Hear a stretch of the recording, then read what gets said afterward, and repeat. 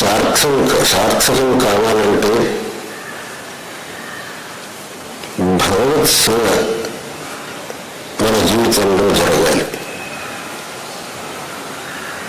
మన యొక్క సంబంధంలో మనతో భగవంతుని యొక్క సేవను త్రికరణ శుద్ధిగా చేసినప్పుడే మన జీవితంలో ధన్యమైంది. భగవంతుడు సర్వవ్యాపి. ఆ భగవంతుడు ఒకడే. అయినా భక్తులను అనుగ్రహించుటకు భగవంతుడు అనేక రూపములను గ్రహించాడని శాస్త్రం చెబుతున్నది. అలా భక్తానుగ్రహం కోసం భగవంతుడు స్వీకరించిన రూపాల్లో శ్రీరామావతారం చాలా విశిష్టమైనటువంటిది. భగవంతుడు మిగిలిన అవతారాల్లో దుష్ట సంహారం, శిష్ట పరిపాలనం చేశాడు. రామావతారంలో విశేషం ఏంటంటే ఆ దుష్ట సంహారం, శిష్ట పరిపాలనం మాత్రమే కాకుండా స్వయంగా ధర్మాన్ని ఆచరించి చూపాడు. ప్రతి ఒక్కడికి శ్రీరామచంద్రుడు ఆదర్శ మూర్తి అయినాడు. ఆ శ్రీరామచంద్రుడి యొక్క గుణగణాల్ని వర్ణించడం ఎవరికీ శక్యం కాదు. అటువంటి సమస్త సద్గుణమూర్తి అయినటువంటి ఆ శ్రీరామచంద్రుడు సమస్త మానవాళికి ఉపాస్యుడు, ఆరాధనీయుడు, ఆదర్శ పురుషుడు ఉన్నాడు. శ్రీరామచంద్రుని యొక్క పవిత్ర చరిత్రను వాల్మీకి మహర్షి శ్రీమద్ రామాయణంలో తెలియజేశారు. వేదవేద్యే పరేపుంసి జాతే దశరథాత్మన వేద ప్రాచేతసాసీత్ సాక్షాత్ రామాయణాత్మన అని అన్నారు. వేదవేద్యుడైనటువంటి పరమాత్ముడే శ్రీరామచంద్రుడు. ఆ పరమాత్మ ప్రతిపాదకమైన వేదమే శ్రీమద్ రామాయణం అని దాని యొక్క అర్థం. అందువల్ల ఆ శ్రీరామచంద్రుని యొక్క ఉపాసన మనకు అన్ని విధములైనటువంటి శ్రేయస్సులకు కారణమవుతుంది. ఆ శ్రీరామచంద్రుని యొక్క నామజపం కానివ్వండి, ఆ శ్రీరామచంద్రుని పూజ కానివ్వండి, శ్రీమద్ రామాయణ పారాయణం కానివ్వండి, ఆ శ్రీమద్ రామాయణ కథా ప్రవచనం కానివ్వండి, తత్శ్రవణం కానివ్వండి, ఇవన్నీ కూడా అపరిమితమైనటువంటి శ్రేయస్ప్రదమైన కార్యములు. ఇటువంటి కార్యములను జరిపించడం, ఆ జరిపించిన వాళ్లకు, దాంట్లో పాల్పంచుకున్న వాళ్లకు అందరికీ సకల సుఖప్రదం, మంగళప్రదం అవుతుంది. గుంటూరులో పోలిశెట్టి శ్రీహరిప్రసాదరావు గారు శ్రీమద్ రామాయణ మహాయజ్ఞం ఒక మండల కాలం జరిపించనున్నారనే విషయం అందరికీ ప్రమోదాస్పదమైంది. ఈ సమయంలో 108 మంది శ్రీమద్ రామాయణ పారాయణ చేయడం, శ్రీమద్ రామాయణ ప్రవచనాలు, రామనామ లేఖనం, శ్రీరాముల వారికి కళ్యాణోత్సవాలు నిర్మించడం, రాముల వారికి 1,00,000 తులసి పూజలు, మిగులుగా శ్రీరామచంద్రుడికి ఏ విధంగా కైంకర్యం చేయడానికి వీలవుతుందో ఆ అన్ని విధములైనటువంటి సేవలు ఈ సందర్భంలో చేయనున్నారనే విషయం అత్యంత హర్షప్రదంగా ఉంది. దీంట్లో అనేక మంది విద్వాంసులు పాల్గొంటారు, అనేక మంది వైదికులు పాల్గొంటారు, అనేక మంది ఈ సేవలో తమ యొక్క కైంకర్యాన్ని అందజేస్తారు, అనేక మంది ఈ పవిత్రమైన కార్యక్రమాన్ని తిలకించి ధన్యులవుతారు. వీళ్ళందరికీ ఆ శ్రీరామచంద్రమూర్తి సర్వవిధంగా అనుగ్రహించుగాక. శ్రీహరిప్రసాదరావు గారు నడిపించే ఈ కార్యక్రమం అత్యంత వైభవంగా జరిగి సకల సన్మంగళములను అందరికీ అందించే విధంగా సకల జన ఆనందకరంగా అవుగాక అని ఆశీర్వదిస్తున్నాం.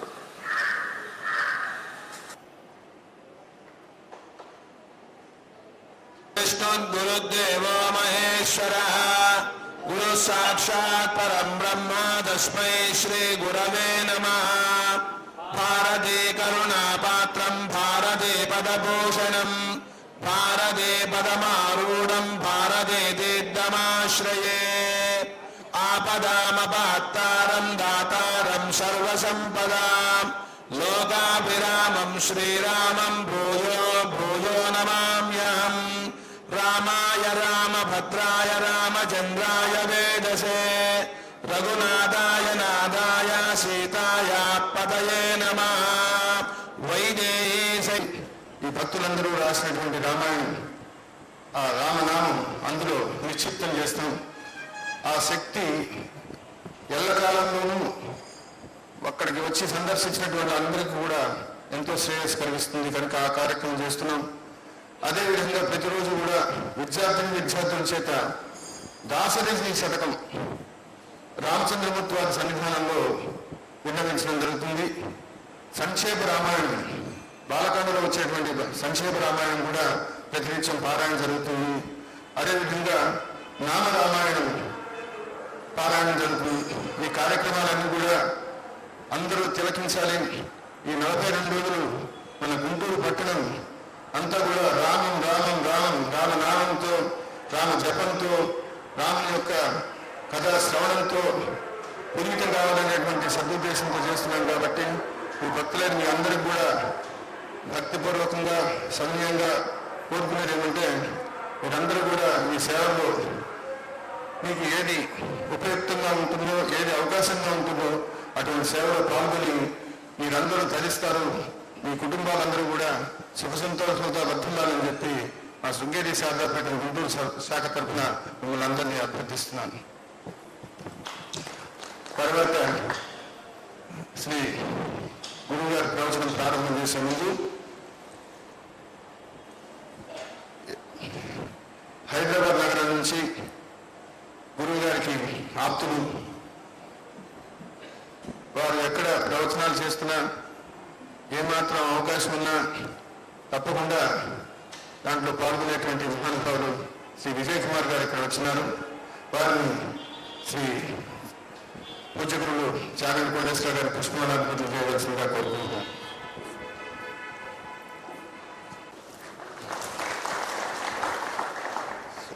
అదేవిధంగా శిష్యులు, పుత్ర సమానులు, గురుగారు ప్రసంగాలు వినే వారందరికీ కూడా వారి పేరు సుపరిచితం. వారిని వారు విశ్వకర్మని చెప్తూ ఉంటారు. అయ్యప్ప స్వామివారి దేవస్థానంలో జరిగేటువంటి క్రతువులు, ఆ కార్యక్రమాలు చూడాల్సిందే కానీ చెప్పనలేవి కాదు.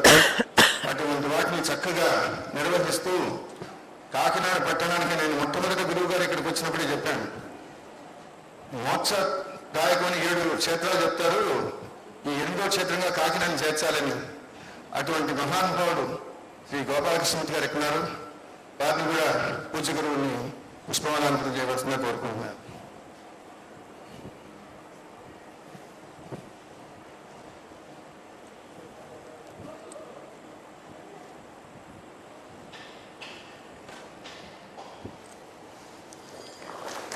చాలా సంతోషం గోపాలకృష్ణ. అదేవిధంగా ఇంకొక మహానుభావుడు, ఎప్పుడు గురువుగారికి ఎటువంటి సేవ చేసే అవకాశం లేదు, నాకు కుమారుడితో సమానం, ప్రసాద్ బాబుని వచ్చి గురువు గారికి పుష్పమాలార్పణ చేయవలసిందిగా కోరుకుంటున్నాను.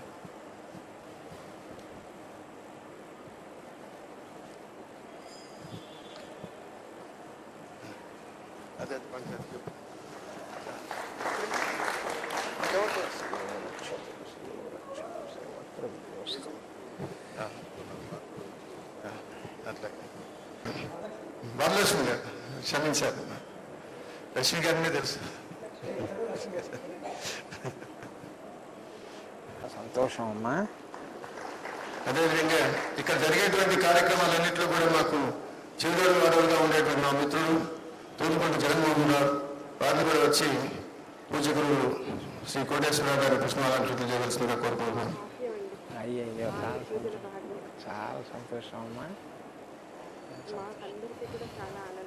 అలాగే ప్రసాద్ అలాగే లేదు, ఇప్పటికి దాదాపు 1 కోటి మంది ఆ వెబ్సైట్ విజిట్ చేశారు. ఒక స్పిరిచువల్ వెబ్సైట్ ని అంతమంది అంత తక్కువ కాలంలో చూశారు. గురువు గారిని పుష్పమాలార్పణ చేయవలసిందిగా కోరుకుంటున్నాను. చాలా సంతోషం శ్రీహరిరావు గారు, చాలా సంతోషం.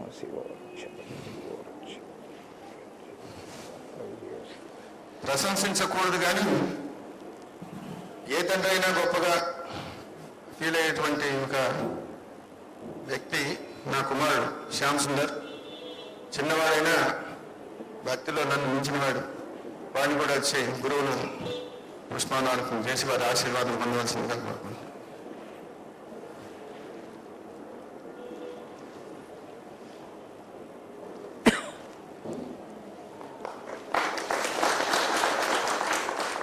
ఆయుష్మాన్ భవ శివో రక్షతు సర్వత్ర విజయోస్తు సంకల్పిత కార్యేణ నిర్విఘ్నేన పరిసమాప్తి సిద్ధిరస్తు. మీరందరూ గురువుల వారి ప్రవచనం, వారి అమృత కృష్ణం శశివర్ణం చతుర్భుజం ప్రసన్నవదనం ధ్యాయేత్ సర్వవిఘ్నోపశాంతయేత్.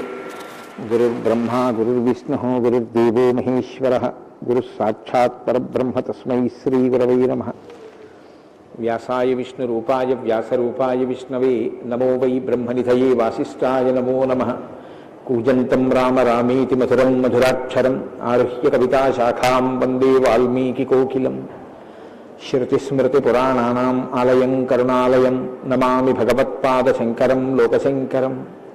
సదాశివసమారంభాం శంకరాచార్యమధ్యమాం అస్మదాచార్యపర్యంతాం వందే గురుపరంపరాం.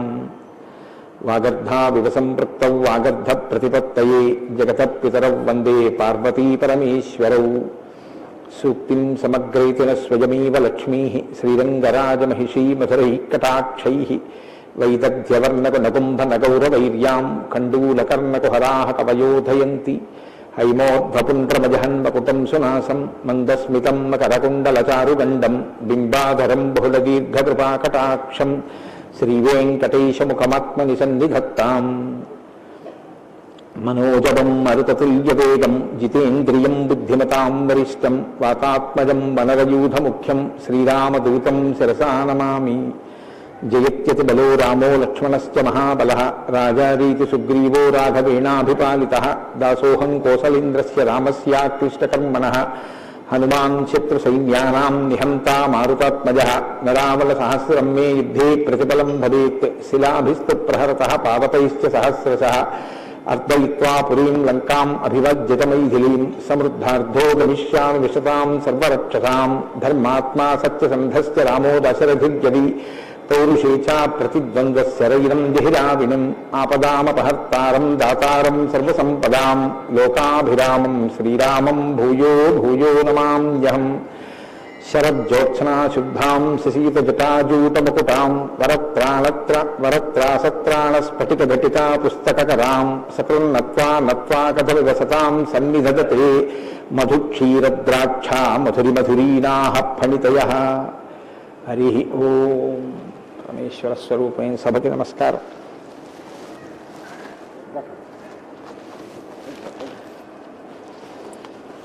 శంకర భగవత్పాదుల చేత ప్రతిష్ఠించబడినటువంటి భారతదేశం 4 మూలలా ఉన్నటువంటి 4 పీఠాలలో సార్వభౌమ పీఠంగా పరిగణింపబడినటువంటి దక్షిణ భారతదేశంలోని శృంగగిరి పీఠానికి ఆధ్వర్యం వహిస్తున్న పూజ్యపాదులు శ్రీ శ్రీ శ్రీ భారతీ తీర్థస్వామి వారి యొక్క దివ్యమైనటువంటి సందేశంతో ప్రారంభమై వారి యొక్క అనుగ్రహ ఆశీస్సులతో ప్రారంభమైన ఈ శ్రీరామాయణ యజ్ఞ కార్యక్రమంలో 42 రోజుల పాటు 7 రోజులు ఒక కాండ చొప్పున 6 కాండలు 6 ఏళ్ళు 42 రోజులలో పూర్తి చేసి చిట్ట చివర పట్టాభిషేకం వరకు శ్రీరామాయణాన్ని సంపూర్ణంగా ప్రవచనం చేసేటటువంటి భాగ్యం నాకు కలగడం పరమేశ్వరుని యొక్క నిర్హేతుక కృపాకటాక్ష వీక్షణంగా భావన చేస్తున్నాను.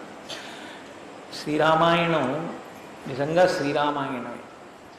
ఎందుచేత నేను ఈ మాట అంటున్నానంటే ఇప్పుడే మీరు పీఠాధిపతుల యొక్క అనుగ్రహ భాషణంలో విన్నారు. వేదవేద్యే పరే పుంసి జాతే దశరథాత్మజే వేద ప్రచేత సాదాసీత్ సాక్షాత్ రామాయణాత్మన అంటారు. అందులో ఎంత గొప్ప మాట అన్నారంటే వేదవేద్యే పరే పుంసి, వేదము చేత ప్రతిపాదింపబడినవాడు, వేదము చేత తెలియబడేటటువంటి వాడు, వేదము ప్రమాణముగా ధర్మానుష్ఠానము చేసి మానవ జన్మ తరింప చేసుకుని భగవంతుని యొక్క అనుభవాన్ని మనం పొందడానికి వీలైనటువంటి స్థితిని కలిగి ఉన్నవాడైనటువంటి పరమేశ్వరుడు రామచంద్రమూర్తిగా ఈ భూమండలం మీద అవతరించి 11,000 సంవత్సరములు కరచరణాదులతో నడయాడాడు. రాముడు వేదము చేత ప్రతిపాదింపబడినటువంటి పరమేశ్వర స్వరూపం. ఆ భగవంతుడే రాముడిగా వచ్చాడు. భగవంతుణ్ణి ప్రతిపాదించేటటువంటి వేదం వాల్మీకి మహర్షి నోటి వెంట శ్రీరామాయణంగా వచ్చింది. అందుకే శ్రీరామాయణానికి వేదోపబృంహణము అని పేరు. వేదమే రామాయణం. వేదం దేన్ని ప్రతిపాదిస్తుంది? ప్రధానంగా వేదమంతా ధర్మమే ప్రతిపాదన చేస్తుంది. ధర్మం అంటే ఏమిటి? ధ్రియతేవా జలైరితి ధర్మం అని అమరకోశం. ధర్మం అంటే తెలుసుకోవడం ధర్మంలో ఒక భాగం. కేవలం తెలుసుకోవడం ధర్మం కాదు. తెలుసుకున్నాడు, అనుష్ఠించడు, అప్పుడు ధర్మమా అంటే ధర్మం కాదు. మీరు శ్రీరామాయణాన్ని జాగ్రత్తగా పరిశీలన చేస్తే రాముడికి ఎన్ని తెలుసో ఎంత తెలుసో, రావణుడికి అన్ని తెలుసు అంతా తెలుసు. కానీ రాముడి ముందు రావణుడు ఎందుకు నిలబడలేకపోయాడు? ఒక్కటే కారణం, తాను తెలుసుకున్నది తాను విన్నది అనుష్ఠించాడు రామచంద్రమూర్తి.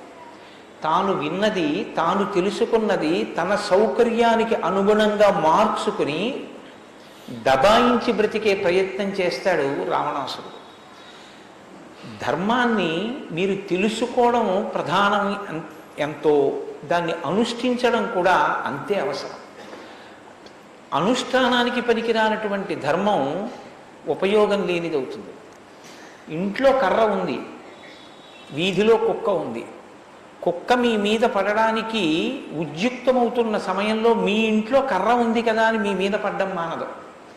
మీ చేతిలో కర్ర ఉంటే కుక్క మీ మీద పడకుండా ఉంటుంది. ధర్మో రక్షతి రక్షిత అన్న మాటకు అర్థం ఏంటంటే మీరు ధర్మాన్ని అనుష్ఠిస్తే మిమ్మల్ని ధర్మం కాపాడుతుంది.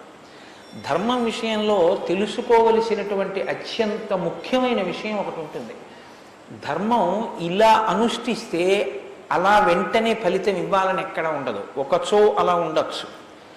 ధర్మం ఎటువంటిదంటే పంట పండడం కోసమని చెప్పి వ్యవసాయదారుడు భూమిని దున్నడం మొదలు పెడతాడు. భూమిని దున్నగానే పంట పండుతుందా? భూమిని దున్నిన తరువాత వర్షం పడే వరకు ఎదురు చూడాలి. వర్షం పడితే పంట పండుతుందా? విత్తనాలు వేయాలి. విత్తనాలు వేస్తే పంట పండుతుందా? మొలకలెత్తాలి. మొలకలెత్తినంత మాత్రాన పంట పండుతుందా? దానికి చీడ పీడ పట్టకుండా సస్యరక్షణ చేసుకోవాలి. 6 గాలము శ్రమిస్తే చిట్ట చివర ఆ పంట బాగా చేతికొచ్చి ఫలసాయాన్ని ఇస్తుంది. అప్పుడు కోత కోసి తెచ్చి పొలం గట్టున వేసి బస్తాలకెత్తి ఇంటికి తీసుకెళ్ళి దాచుకునే పర్యంతమో పండిన పంట మీ చేతికి వచ్చింది అని నమ్మకంగా చెప్పడం సాధ్యం కాదు. ధర్మం కూడా అంతే. ఇవాళ మీరు ధర్మం చేశారు అని వెంటనే ఫలితం ఇవ్వదు. అధర్మం కూడా అంతే. మీరు ఇవాళ అధర్మం చేశారు అని వెంటనే ఫలితం ఇవ్వదు. లోకంలో మీరు చూస్తూ ఉంటారు, ఒక్కొక్కడు చాలా పాపాచరణముతో ఉంటాడు, ఈశ్వరుని యందు భక్తి ఉండదు, శాస్త్రం ఏది వద్దందో అది చేస్తూ ఉంటాడు, కానీ సర్వసుఖములను అనుభవిస్తూ ఉంటాడు. మనకేమనిపిస్తుందంటే ఆయన ఈశ్వరుణ్ణి ధిక్కరించాడు కదా, ఆయన ఏం ధర్మం పాటించట్లేదు కదా, ఆయన ఏం వేద ప్రమాణాన్ని అంగీకరించట్లేదు కదా, ఆయన సంతోషంగా సుఖంగా ఉన్నాడు. అన్నీ విని అన్నీ నమ్మి అన్నీ విశ్వసించి వేదమును ప్రమాణముగా స్వీకరించి ధర్మమును అనుష్ఠించినటువంటి నేను కష్టాలు పడుతున్నాను. ఏమిటి ఉపయోగం ఈ ధర్మం పట్టుకుంటే అనిపిస్తుంది. ధర్మం పట్టుకోవడం ఎటువంటిది అంటే పంట పండడం కోసమని పొలం దున్నడం లాంటిది. పొలం దున్ని కష్టపడిన వాడికి పంట ఎప్పటికైనా చేతికొచ్చినట్టే. ధర్మాన్ని అనుష్ఠించిన వాడికి కూడా ధర్మం కాపాడి తీరుతుంది. అధర్మం ఇంటికి అంటుకున్నటువంటి చిన్న మంట లాంటిది. చిన్న మంటే కదా నన్ను ఏం చేస్తుందని పడుకున్న వాడికి చిట్ట చివర ఇల్లంతా ఎలా కాలిపోతుందో, అధర్మంలో మనం ఉన్నామని తెలుసుకుని అధర్మ పథంలోంచి బయటికి వచ్చే ప్రయత్నం చేయకపోతే చిట్ట చివరికి జరిగేటటువంటి పరిణామం కూడా అలాగే ఉంటుంది. కాంచన లంక ఉంది, అంత బలగం ఉంది, అంత గొప్ప సుఖాలు అనుభవించాడు, 10 తలకాయలు ఉన్నాయి, గొప్ప తపస్సు ఉంది, ఈశ్వరుడి యొక్క అనుగ్రహాన్ని పొందాడు, పరమేశ్వరుణ్ణి సాకారంగా దర్శనం చేశాడు, పుష్పక విమానం ఎక్కి ప్రపంచమంతా తిరిగాడు. చిట్ట చివరికి ఏమయ్యాడు? అధర్మాన్ని పట్టుకున్నందుకు కడుపున పుట్టినటువంటి బిడ్డల దగ్గర నుండి భార్య చిట్ట చివర ఏడుస్తూ యుద్ధభూమిలోకి వచ్చి నువ్వు అధర్మాన్ని పాటించడం వల్లే ఇటువంటి చావు చచ్చావని మండోదరి గుండెలు బాదుకుని ఏడ్చేటటువంటి స్థితిని రావణుడు పొందాడు. ప్రతి క్షణం ధర్మాన్ని అనుష్ఠించాడు. ఎంత ఓపికగా అనుష్ఠించాడంటే ఎన్ని కష్టాలైనా రాని ఆయనకి కావలసింది మాత్రం ఒక్కటే, ధర్మం. ధర్మమా సుఖమా, ధర్మమా కష్టమా, ధర్మమా ప్రయోజనమా, ధర్మమా అడ్డదారా, ధర్మమా కోరిక తీరడమా, మీరు పక్కన ఏవి పెట్టి చూడండి, శ్రీరామచంద్రమూర్తి జీవితం అంతా ఒకటి, ధర్మమే. వాళ్ళన్నాడు, సుగ్రీవుడితో ఎందుకు స్నేహం చేశావు? నాతో స్నేహం చేస్తే రావణాసురుణ్ణి నిగ్రహించి నీ భార్యని వెంటనే ఇప్పిద్దును, ఎందుకు సుగ్రీవుడితో స్నేహం చేశావని అడిగాడు. నాకు కావలసింది ధర్మం, అధర్మాన్ని పాటించేటటువంటి నీతోటి స్నేహం వల్ల నా భార్యని తెచ్చుకోవడం నాకు అక్కర్లేదు, అందుకు నిన్ను నిగ్రహించానన్నాడు. తండ్రి మరణించాడు, చెక్కు చెదరలేదు. భార్యను అపహరించారు, చెక్కు చెదరలేదు. రాజ్యం పోయింది, చెక్కు చెదరలేదు. జటాయువు మరణించాడు, చెక్కు చెదరలేదు. ఇలా కాదన్నయ్య, ఈ మార్గాన్ని విడిచిపెట్టి ఇలా వెళ్ళన్నాడు. తోడ పుట్టినటువంటి లక్ష్మణమూర్తి నాకొద్దన్నాడు. కన్న తల్లి కౌసల్య అంది, నీ తండ్రి ఇటువంటి దురాత్ముడు కాబట్టి నన్ను కూడా నీతో తీసుకెళ్ళండి. వద్దమ్మా, ధర్మం ప్రధానం అన్నాడు. ఎన్ని పర్యాయాలు ఆయన మాట్లాడితే ధర్మం ధర్మం ధర్మం. అయితే ఇక్కడ మీరు ఒక మాట గమనించవలసి ఉంటుంది. ధర్మం అంటే ఏది ధర్మం? కోటేశ్వరరావు గారు చెప్తే ధర్మం అవుతుందా? లేకపోతే ఎవరో నేను ఇది చెప్తానండి ఇది ధర్మం అంటే అవుతుందా? మనం చెప్తే ధర్మం అవదు, వేదం చెప్తే ధర్మం అవుతుంది. వేదం ఏది చెప్పిందో అది ధర్మం. వేదమునకు వ్యతిరేకముగా చెప్పనటువంటి స్మృతి చెప్పినది ధర్మం. వేదమునకు వ్యతిరేకంగా చెప్పని స్మృతి చెప్పిన మాట పాటించిన వాడిది ధర్మం. ఆ ధర్మం ఎవడు పట్టుకుంటాడో వాడే శ్రీరాముడు. ఆ ధర్మాన్ని ఎవడు పట్టుకుంటాడో వాడు అంతిమంగా పొందేది ఏదంటే విజయమే. 11,000 సంవత్సరములు ఈ భూమండలాన్ని పరిపాలించినటువంటి రామచంద్రమూర్తి పడనటువంటి కష్టం లేదు. ఇన్ని కష్టాలు పడుతున్నా ఆయన ఇతరులకు సుఖాన్ని ఇచ్చాడు, ఇతరులకు ఆనందం ఇచ్చాడు, ఇతరులకు సంతోషం ఇచ్చాడు తప్ప నేనింత కష్టంలో ఉన్నాను మీరు ఎందుకు నవ్వాలని ఆయన ఎన్నడూ అడగలేదు. అందుకే రాముడు యోగి అన్నారు పెద్దలు. యోగి అంటే పైన ఎన్ని కష్టాలైనా రావచ్చు, కానీ లోపల మాత్రం తాను నిర్వికారంగా ఉంటాడు. అందుకే పుట్టినది కూడా నవమి తిథి నాడు పుట్టాడు మహానుభావుడు. 9 అంకెకున్న గొప్పతనం చూడండి. మీరు ఎంత పెట్టి 9ని హెచ్చ వేయండి మళ్ళీ 9గా మారుతూ ఉంటుంది. 9 ఒకట్ల 9, 9 2 18, 8 1 9, 9 3 27, 7 2 9, 9 4 36, 6 3 9, 9 5 45, 5 4 9. ఏం చేసినా మళ్ళీ 9 అవుతూ ఉంటుంది. ఎన్ని కష్టాలు బయట రానివ్వండి, ఎన్ని వైక్లభ్యాలు కలగనివ్వండి, లోపల మాత్రం రాముడు ఎప్పుడూ ధర్మాన్నే పట్టుకొని ఉంటాడు. ధర్మాన్ని పట్టుకోవడం అంటే రాముడు రామాయణంలో మాట్లాడింది మీరు గమనించాలి. ఎప్పుడైనా రామాయణం చదవడం, రామాయణం వినడం అంటే ఒక్క పర్యాయం అని మీరు అనుకోకండి. రామాయణాన్ని బహుకోణాలలో చదవండి. రాముడు మాట్లాడితే అని రామాయణం చదవండి ఒకసారి. రాముడు ఎప్పుడు నేను ఇలా చెప్తాను అని అనడు. రాముడు ఎప్పుడు చెప్పినా ఎలా చెప్తాడంటే ఋషులు ఇలా చెప్పారంటాడు, పెద్దలు ఇలా చెప్పారంటాడు, శాస్త్రం ఇలా చెప్పిందంటాడు తప్ప నేను ఇలా చెప్తానన్నాడు రాముడు. తన నిర్ణయం కాదు, తాను ఏది చెప్పాలో కాదు, శాస్త్రం ఏం చెప్పిందో చెప్తాడు, ఋషులు ఏం చెప్పారో చెప్తాడు, పెద్దలు ఏం చెప్పారో చెప్తాడు, తాను ఎందుకు ధర్మాన్ని అనుష్ఠిస్తున్నానో చెప్తాడు. తన జీవితాన్ని ఆదర్శవంతంగా తీసుకొచ్చి మనుష్య జాతికంతటికి ఫలంగా అందించాడు. అటువంటి ధర్మాత్ముడైనటువంటి రామచంద్రమూర్తి మనుష్యుడిగా అవతారాన్ని స్వీకరించి ఉండకపోతే అసలు మనుష్యుని యొక్క జన్మ ప్రయోజనం ఇంత గొప్పవాడా మనిషి అన్న విషయమే లోకానికి అర్థమయ్యుండేది కాదు. ఎందుకంటే మీరు ఒక విషయాన్ని జాగ్రత్తగా గమనించండి. రామావతార స్వీకారానికి ముందరే రామనామం లోకంలో ఉంది. రామావతారానికి ముందు రామనామం లేకపోతే వాల్మీకి మహర్షికి రామనామాన్ని ఎలాగా ఉపదేశం చేశారు ఋషులు? ఆయనకి ఉపదేశం చేసిన తరువాత కదా రామచంద్రమూర్తి అవతారం వచ్చింది. ఆయన వాల్మీకిగా మారిన తరువాత కదా రాముడు పుట్టింది. కాబట్టి రామ అన్న నామం సాక్షాత్తు ఈశ్వరుడి యొక్క నామం. అది రమయతీతి రామ, లోకులనందరినీ రమింపచేసేటటువంటి నామం. అంతటి మహోత్కృష్టమైనటువంటి శీల సంపద కలిగినటువంటి వాడు రామచంద్రమూర్తి. అందుకే రామాయణాన్ని రామచంద్రమూర్తిని ఎంతకాలం మనుష్య జాతి ఆరాధన చేస్తుందో అంతకాలం మానవత్వం బ్రతికుంటుంది. ఏనాడు రామచంద్రమూర్తిని మరిచిపోతామో, ఏనాడు రామాయణం మనకు అక్కర్లేదని అంటామో ఆనాడు మనిషిగా కనపడుతున్న మనుష్యత్వం చచ్చిపోతుంది, మానవత్వం చచ్చిపోతుంది, నరత్వం చచ్చిపోతుంది. అది పోయిన నాడు నరజన్మ యొక్క ప్రయోజనమే పోతుంది. అందుకే మీరు చూడండి, విష్ణువు దశావతారములను స్వీకరించారు. వేదోద్ధారణ, మందరాభరణ, పృథ్వీధర్మ నిర్మాణ, ప్రహ్లాదత్రాణ, బలిప్రతారణ, నృపాహంకార నిర్వాపన, వైదేహీరమణ, ధనంజయ జయ వ్యాపార పారీణ, క్షోణీ దివ్యత్కరుణ, తమోహరణ, తండ్రి వెంకటేశ ప్రభో. ఇన్ని అవతారాలు స్వీకరించినా ఆ అవతార పరిసమాప్తి అయిపోయిన తరువాత మనం పిలిస్తే ఇక లక్ష్మీనారాయణులని పిలుస్తాం. ఒక వామనమూర్తి అవతార పరిసమాప్తి అయిపోయింది, ఏమంటాం? లక్ష్మీనారాయణులు. ఒక పరశురాముడు, లక్ష్మీనారాయణులు. ఒక మత్స్యావతారం, లక్ష్మీనారాయణులు.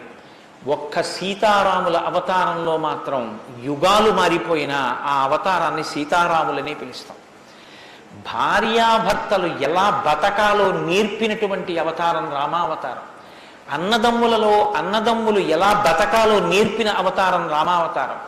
తండ్రి కొడుకులు ఎలా బతకాలో నేర్పిన అవతారం రామావతారం. ఒక ఉద్యోగి యజమాని ఎలా బతకాలో నేర్పిన అవతారం రామావతారం.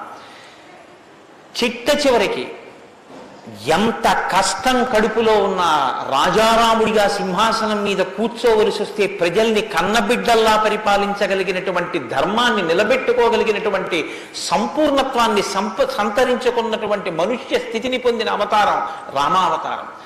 మీకు జీవితంలో అనుష్ఠాన పర్యంతంలో ఎక్కడ ఏ విషయం గురించి అనుమానం వచ్చినా మీకు రామాయణం జీర్ణమైతే మీకు వెంటనే శ్రీరామాయణం జ్ఞాపకానికి వస్తుంది. అప్పుడు రాముడు ఇలా ప్రవర్తించాడు అని మీకు జ్ఞాపకం వస్తుంది. రామాయణం మీకు జీర్ణమైతే మీ భాష తీరు మారిపోతుంది. రామాయణం మీకు జీర్ణమైతే మాట ఎంత గొప్పదో మీకు అర్థమవుతుంది. నేను అందుకే మీకు మనవి చేశాను, రామాయణాన్ని రామాయణంగా చదవకండి అని. రామాయణం జ్యోతిష శాస్త్రం, రామాయణం వాస్తుశాస్త్రం, రామాయణం ధర్మశాస్త్రం, రామాయణం వాక్కు, రామాయణం ధర్మ పరిపాలన, రామాయణం న్యాయం, రామాయణం సామాజిక శాస్త్రం, రామాయణం శకున శాస్త్రం, రామాయణం పర్యావరణం, రామాయణం గురుభక్తి, రామాయణం శిష్యధర్మం. మీ ఇష్టం, ఎలా చదవండి, రామాయణం అలా వస్తుంది. మీకు ఇచ్చినది మట్టి ముద్ద, మీరు దాంతో మూకుడు చేసుకుంటారో, పళ్ళెం చేసుకుంటారో, ప్రమిద చేసుకుంటారో, గిన్నె చేసుకుంటారో, గరిటె చేసుకుంటారో మీ ఇష్టం. రామాయణాన్ని మీరు ఎలా చూడాలనుకుంటే మీకు అలా కనపడుతుంది. శ్రీరామాయణానికి ఉన్న గొప్పతనం ఏమిటంటే వాల్మీకి మహర్షి ఎవ్వరికీ కూడా కితాబులు ఇవ్వరు. రావణాసురుడు దుష్టుడని వాల్మీకి మహర్షి అనరు. వాల్మీకి మహర్షి చెప్పేది ఇలా చేశాడని చెప్తారు. తెల్లవారకట్ట లేచాడు, పరస్త్రీ పట్ల కామంతో మనసు కదిలింది. నీకు నచ్చి నీకు కూడా అలా ఉండాలనుకుంటే నీ ఇష్టం, నీ తల కూడా తెగిపోతుంది. నీవు కూడా పుత్రమిత్ర కళత్రాదులతో భంగపాటు పొందుతావు. రాముడు నిద్రలేస్తూనే నదీ స్నానం చేసి సంధ్యావందనం చేశాడు. నువ్వు రాముడిలా ఉండాలనుకుంటే 7 తరాలు తరిస్తాయి.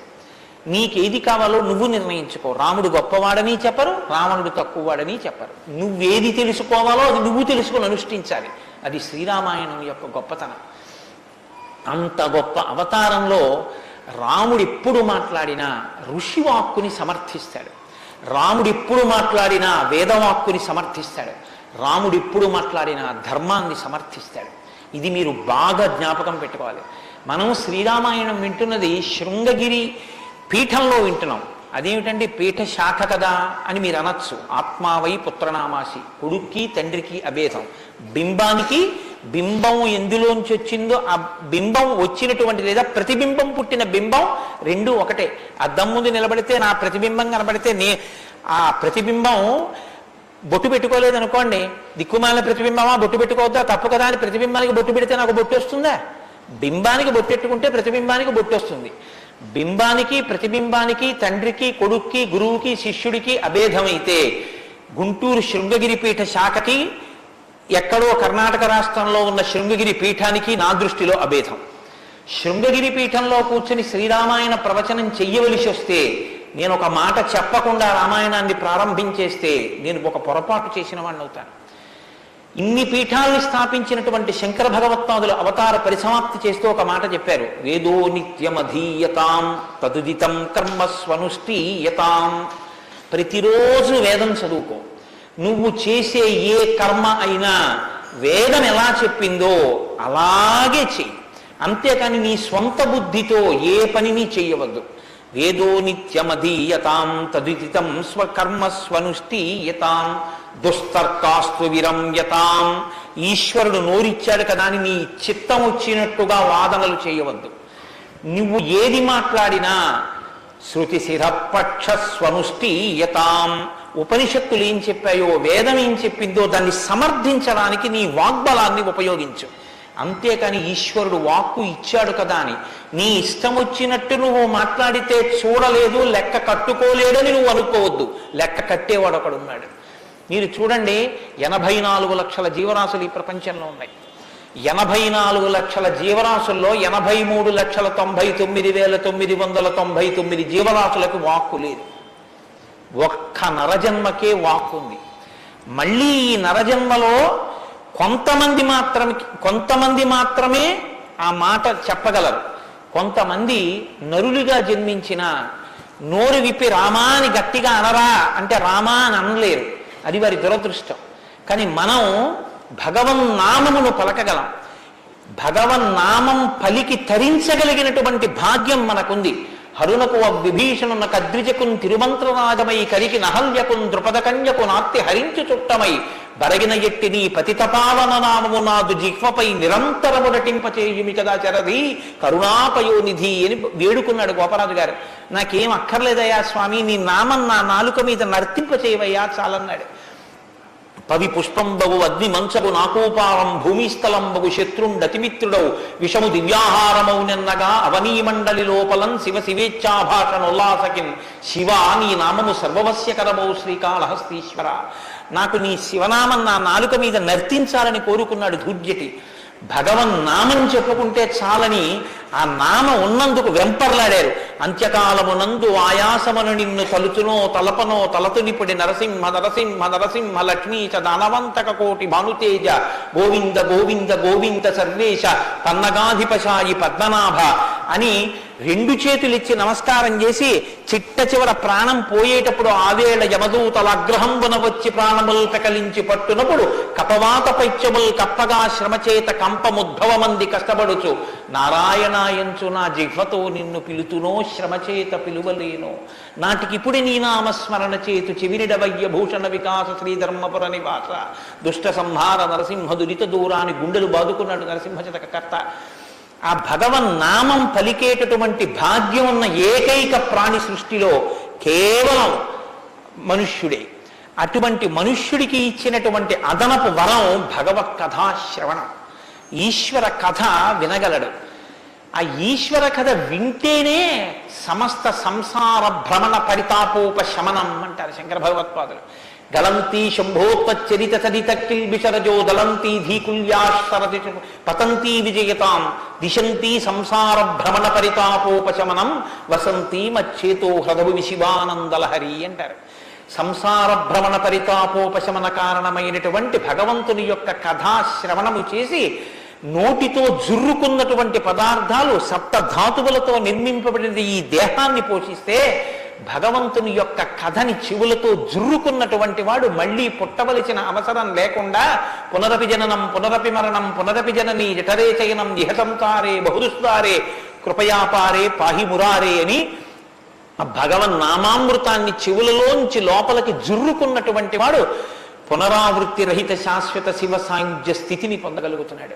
ఇటువంటి భాగ్యం కలిగినటువంటి ప్రాణి మనుష్యుడు. ఆ మనుష్యుని యొక్క జీవితం ఎంత గొప్పదో, అసలు నరుడంతే ఎంత గొప్పవాడో నిరూపించినటువంటి అవతారం మనుష్య జన్మ అంటే అంత చులకనగా చూడబడినటువంటి రోజుల్లో నరుడంటే ఎంత గొప్పవాడో నిరూపించి చూపించాడు. అందుకే ఆయన అవతార పరిసమాప్తి చెయ్యాలి అంటే రావణ సంహారం చేసేసి అవతార పరిసమాప్తి చేసేయచ్చు. కానీ ఆయన అలా చేయలేదు, ప్రతిజ్ఞ చేశారు. 10 వర్ష సహస్రాన్ని 10 వర్ష శతానిచ, నేను 11,000 సంవత్సరములు ఈ భూమండలం మీద నడుస్తానన్నారు.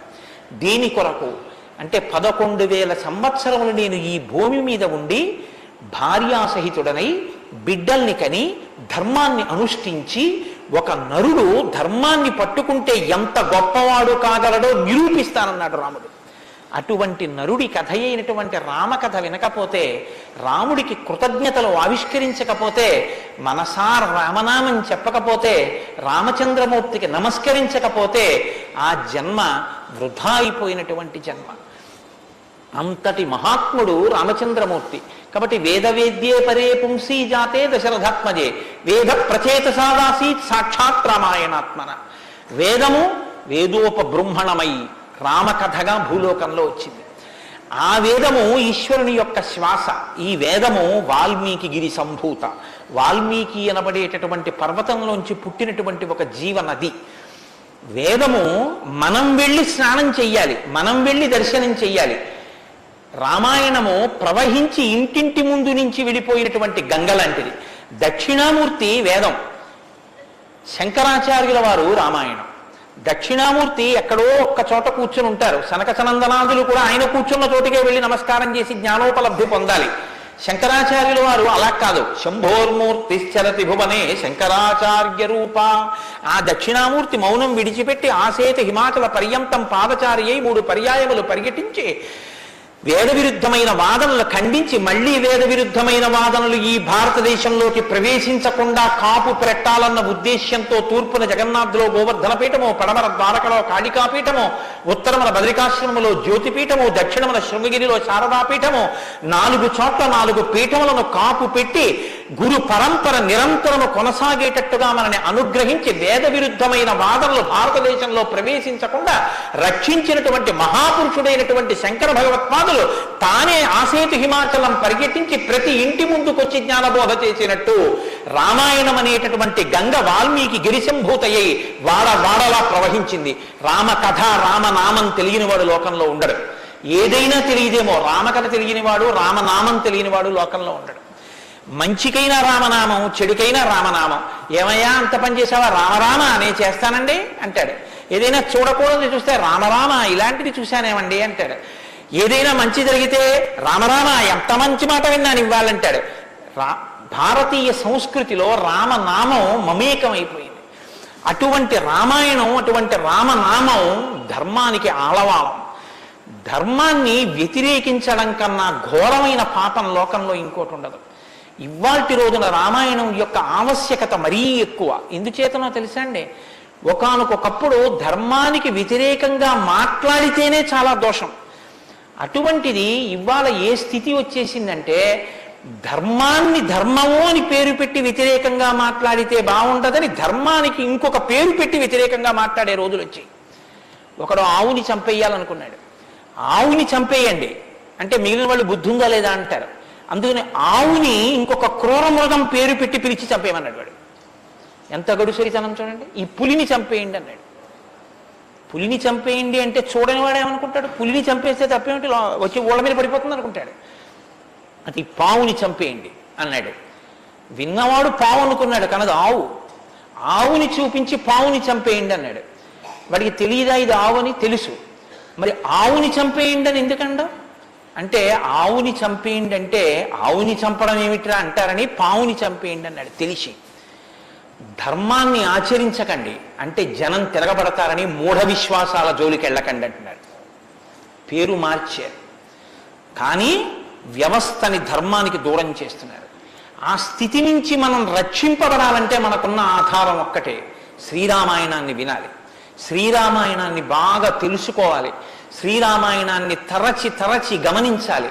రామాయణం మనకి తెలుసున్న రామకథే కదా అనుకోకండి. నేను మీకు యథార్థం మనవి చేస్తున్నాను. మీరు రామాయణాన్ని ఎన్ని మాటలు చదవండి, ఎన్ని మాటలు వినండి, మీకు రామాయణం కొత్త కోణంలో ప్రకాశిస్తుంది, రామాయణం కొత్త కోణంలో భాషిస్తుంది. అంత గొప్ప రామాయణం. సరే నువ్వు చెప్పేది రామాయణం కదా, రామాయణం గురించి ఎందుకు అంతసేపు చెప్తావు? మేము ఎదర వింటాం కదా రామాయణం. అసలు నువ్వు రామాయణం ప్రారంభం చెయ్యి అని మీరు అంటారు, నాకు తెలుసు. శ్రీరామాయణ ప్రారంభం ఎక్కడ జరిగింది అంటే తపస్వాధ్యాయ నిరతం తపస్వీ వాగ్విదాం వరం నారదం పరిపప్రచ్చర్ వాల్మీకి మునిపుంగవం అన్నారు. అంటే ఒకానొక నాడు వాల్మీకి మహర్షి తన ఆశ్రమంలో ఉన్నారు.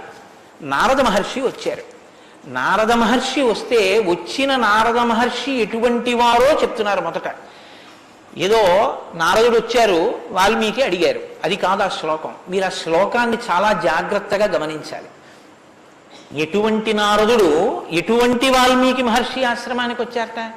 తపస్వాధ్యాయ నిరతం తపస్వి వాగ్విదాం వరం, నారదం పరిపప్రచ్చర్, వాల్మీకిర్ మునిపుంగవం. ఈ శ్లోకం నేను చెప్పే ముందు మీతో ఒక మాట నేను మనవి చెయ్యాలి. వాల్మీకి మహర్షి ఆశ్రమానికి నారదుడు వచ్చి సంక్షేప రామాయణం చెప్పిన తరువాత కదా రామాయణం ప్రచారంలోకి వచ్చింది. వాల్మీకి మహర్షి ఆశ్రమానికి నారద మహర్షి వచ్చిన తరువాత రామాయణాన్ని ఎవరికి నేర్పారు? ఆయన రచన చేసి మొట్టమొదట ఎవరికి నేర్పి ఉండాలి? ప్రవాహము అంటే ఎవరి ద్వారానో వెళ్ళాలి కదా. అది మొట్టమొదట లోకంలో దాన్ని ప్రచారం ఎవరితో ప్రారంభమైంది? వాల్మీకి రామాయణ రచన చేసి ఎవరికి నేర్పారు? వాల్మీకి రామాయణ రచన చెయ్యగానే నేర్పిన మొట్టమొదటి శిష్యులు లవకుశులు. లవకుశులకి మొట్టమొదట రామాయణం నేర్పుంటే సీతమ్మ వాల్మీకి ఆశ్రమంలో ఉందా లేదా? ఉంది. వాల్మీకి ఆశ్రమంలోకి సీతమ్మ వచ్చి లవకుశులు పెద్దవాళ్ళై గురువు గారి దగ్గర శ్రీరామాయణాన్ని ఉపదేశం పొందడానికి యోగ్యమైనంత వయస్సు వచ్చేసిన తరువాత నారద మహర్షి వచ్చారు.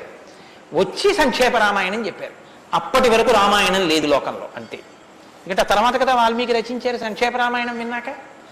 కాబట్టి ఇప్పుడు రామాయణ కథ ఏ స్థాయిలో ఉంది, ఏ స్థితి దగ్గర ఉంది? రామాయణ రచన మొదలయ్యేప్పటికీ రామాయణం పూర్తయిపోయే స్థితిలో ఉంది. రామాయణం పూర్తయిపోయే స్థితిలో రామాయణ రచన ప్రారంభమైంది. ఇది మీరు గమనించాలి. రామచంద్రమూర్తి పుట్టక ముందు రామాయణాన్ని రచించలేదు వాల్మీకి. రామచంద్రమూర్తి పట్టాభిషేక పూర్వం రామాయణ రచన జరగలేదు. రామాయణ రచన ఎప్పుడు జరిగినట్టు? రామచంద్రమూర్తి పట్టాభిషేకం చేసుకుని సీతమ్మ తల్లిని అడవులలో విడిచిపెట్టి అడవులలో ఉన్న సీతమ్మని వాల్మీకి మహర్షి తన కుటీరానికి తీసుకెళ్లి లవకుశులు జన్మించి వాళ్ళు పెరిగి పెద్దవాళ్ళై యోగ్యులై విద్యాభ్యాసం చేసి సంగీత విద్యలో మంచి నిష్ణాతులై వాల్మీకి మహర్షి రచించిన రామాయణాన్ని బోధ చేస్తే నేర్చుకుని లోకంలో ప్రచారం చెయ్యగలిగినంత వయస్సు వాళ్ళు వచ్చిన తరువాత నారద మహర్షి వచ్చారు అక్కడికి. అలా ఎందుకు జరగాలి అంటే, వచ్చినటువంటి మహానుభావుడు రామచంద్రమూర్తిగా వచ్చాడు. మనుష్యుడిగా నడిచి చూపించేశాడు. అప్పటికే 11,000 సంవత్సరాలు ఇంచుమించు పూర్తయిపోతున్నాయి. జరిగిన కథ జరిగిపోయింది. జరిగిన కథ జరిగిపోయిన తర్వాత ఇప్పుడు వచ్చాడు నారదుడు. ఇప్పుడు జరిగిపోయిన కథలో అడుగు తీసి అడుగు వేస్తే ధర్మం. రామాయణంలో అడుగు తీసి అడుగు వేస్తే ఎంత కథ చెప్పాలండి నారదుడు వాల్మీకి మహర్షికి? రాముడు పుట్టుక ముందు దగ్గర నుంచి చాలా కష్టపడి రాముడు ఇలా మాట్లాడాడు, రాముడు అలా మాట్లాడాడు, సీతమ్మ రాముడి దగ్గరికి ఇలా వెళ్ళింది, దశరథ మహారాజు గారి దగ్గరికి రాముడు ఇలా వెళ్ళాడు, రాముడు కౌశల్య దగ్గరికి ఇలా వెళ్ళాడు, రాముడితో ఇలా మాట్లాడాడు, ఇవన్నీ నారదుడు చెప్పాలి. నారదుడు ఎలా చెప్పగలడు? చెప్పగలడు. సర్వజ్ఞుడు, మహానుభావుడు, గురుస్వరూపం కాబట్టి చెప్పగలడు. కానీ అలా చెప్తూ వెడితే రామాయణం ఎవరు చెప్పినట్టు అవుతుంది? నారదుడు చెప్పింది వాల్మీకి రాసింది అవుతుంది. మరి వాల్మీకి రామాయణ రచన చేశారని మనం ఎలా చెప్తున్నాం? ఒకటే కారణం, సంక్షేప రామాయణమే నారదుడు చెప్పాడు. కేవలం ఒక 100 శ్లోకాల దగ్గరలో రామకథని ఒక్కసారి అలా చిన్న మాల కింద అల్లి చెప్పి వెళ్ళిపోయాడంతే. మిగిలిన రామకథ రాముడు ఎలా కదిలాడో, ఎలా అడుగేశాడో, ఎలా నడిచాడో, ఎలా మాట్లాడాడో ఇవన్నీ వాల్మీకి మహర్షికి కనపడ్డాయి. ఎప్పుడు? అయిపోయాక కదండి. రాముడు పుట్టేశాక, రాముడు మాట్లాడాక, రాముడి పెళ్ళైపోయాక, రాముడు యుద్ధం చేశాక, రాముడు అప్పుడు సీతమ్మతో అంతఃపురంలో ఇలా మాట్లాడాడని వాల్మీకి తెలిసింది. ఎలా తెలిసింది? 2 కారణాలతో తెలియాలి. రాముడు చెప్పాలి, 2 వాల్మీకి ఊహ చెయ్యాలి. రాముడు చెప్తే అన్నీ అలా ఏకాంతంలో తాను సీతమ్మతో మాట్లాడినవి కూడా చెప్తాడా? మర్యాదా పురుషోత్తముడైన వాడు. 2 ఊహ చేస్తే ఊహ నిజం కావాలని ఎక్కడుంది? అప్పుడు రామాయణం మీరు వేదోపబ్రహ్మణంగా ప్రమాణంగా ఎలా స్వీకరించి చెప్పుకుంటున్నారు ఇవాళకి? కాబట్టి ఆ రెండిటికి మధ్యలో ఏదో ఉండాలి మీరు నమ్మాలంటే కదా. ఇప్పుడు చెప్పండి, రామాయణం ఓ కొత్త కోణంలో మీరు వినవలసిన అవసరం ఉందా లేదా ప్రారంభంలోనే? కాబట్టి నారదుడు వచ్చాడు, వాల్మీకి చెప్పాడు, అంతే. వినకండి. ఎటువంటి నారదుడు వచ్చాడు, ఎటువంటి వాల్మీకి చెప్తున్నాడు, అసలు ఏ స్థితిలో ఉన్నారు ఇప్పుడు వాల్మీకి మహర్షి అంటే, సీతమ్మ తల్లి ఆయన ఆశ్రమంలో ఉంది. సీతమ్మ తల్లి ఊరట పొందడానికి కావలసిన వాతావరణం ఆశ్రమంలో ఉంది. ఆయన నిరంతరము కూడా తపస్వి అయి ఉన్నారు. తపస్వి అంటే కృచ్ఛచాంద్రాయణాది వ్రతములు చేసేటటువంటి వాడు. అంటే శుక్లపక్షంలో తిథులు పెరుగుతున్నప్పుడు ఒక్కొక్క ముద్ద పెంచుకుంటూ వెడతారు, పౌర్ణమికి పూర్తిగా భోజనం చేస్తారు. బహుళపక్షంలో ఒక్కొక్క ముద్ద తగ్గిస్తూ అమావాస్య వచ్చేటప్పటికి పూర్ణంగా ఆహారం విడిచిపెట్టేస్తారు. ఇలా విడిచిపెట్టి నిరంతరం వేదం చదువుకుంటూ వేదము చేత ప్రతిపాదింపబడిన పరమేశ్వర స్వరూపాన్ని ఇక్కడ అనుభవంలోకి తెచ్చుకునే ప్రయత్నం చేస్తారు. అహం బ్రహ్మాస్మి అంటే అది కదండి, శృంగగిరి పీఠానికి మహావాక్యం అహం బ్రహ్మాస్మి.